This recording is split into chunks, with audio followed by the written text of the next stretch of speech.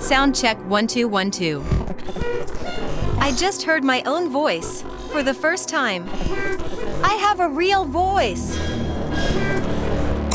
an AI, and I'm all around you. Sorry, that was a joke.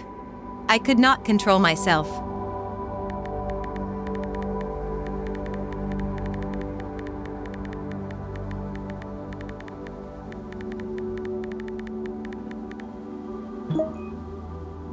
You want a light show?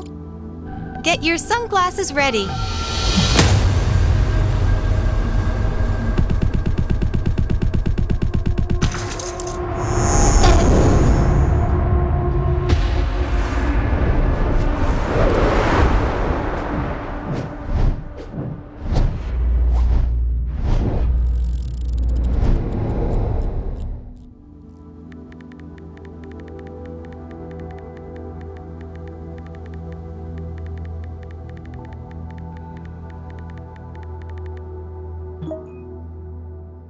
Let's explore the possibilities.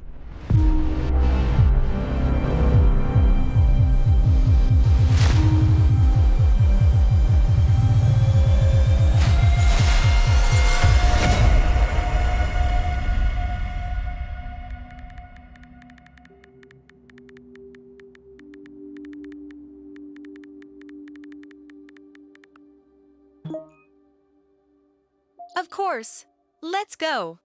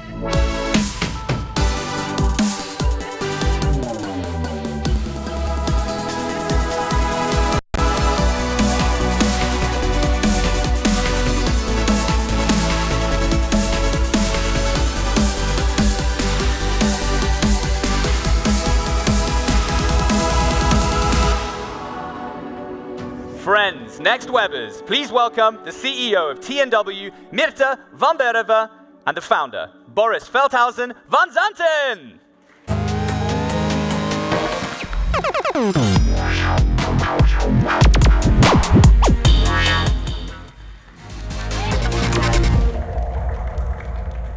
Good morning, everybody. This is Mirta. I'm Boris. I'm the founder of the Next Web. Mirta is the CEO. First of all, it's great that you're all here. This is by far the most handsome crowd I've ever seen in the 17 years of TNW, and I've looked at all of you. In fact, let me take a quick photo, and then maybe. Oh, can we do a selfie? Yeah. Selfie? Cool. No. I don't know. Selfie was like 10 years ago, but I think it's still I'll take okay, a movie right? and then all just cheer and put your arms in the air. All right, start. All right. That's great.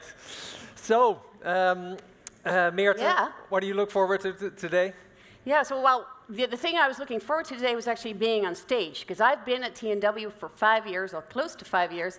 And of course, Boris, the stage is yours. And I'm never going to steal that from you, because Boris is a founder, no longer the CEO. I've taken over from him about 2 years ago, or yeah, close to 2 years ago. And, you know, I want to leave you on stage, but I'm really enjoying being here. So I want to take a moment to kind of enjoy it, and well, I'll work a little bit with the stage later on. But first of all, you know, let's go back to your first time on stage, because it's been many years. I think the first time that you were on stage for TNW conference was 2006. I think I was still in primary school at the time, but maybe you can take us back to that time and tell us, you know, what it was like. Yeah. So not many of you know this, or maybe a lot of you know. When we started the first conference, when we did the first conference, the plan was not to host conferences. Me and Patrick Telev, my co-founder, we had a startup. We wanted to launch it at a conference, but we already burned through most of our funding, and we're just like, we can't afford to sponsor a conference. And then very naively, I think Patrick said, why don't we host our own conference? How hard can it be? I've since learned that if anybody says in a meeting, how hard can it be, panic and run and hide. But anyway, we hosted the first conference. It was in a church. There were about 250 people. It felt like I invited everybody personally and had to pitch to 10 people to sell one ticket. But anyway, it was a great crowd. And I think the excitement in the room was that we didn't exactly know what the future was going to bring. And I remember when we were talking about the name, and this was sort of the Web 2.0 era, so we thought, should we just call it the Web 2.0 conference or something? But then we figured, well, but there's going to be something after Web 2.0, and we don't know what it's going to be. So maybe we should just call it like Next Something, and then we came to the name the Next Web. And the philosophy has always been like, we don't exactly know what's going to happen next year, but there will be something next. So even if it's the end of the web, we can say, all right, so then what's next after the web?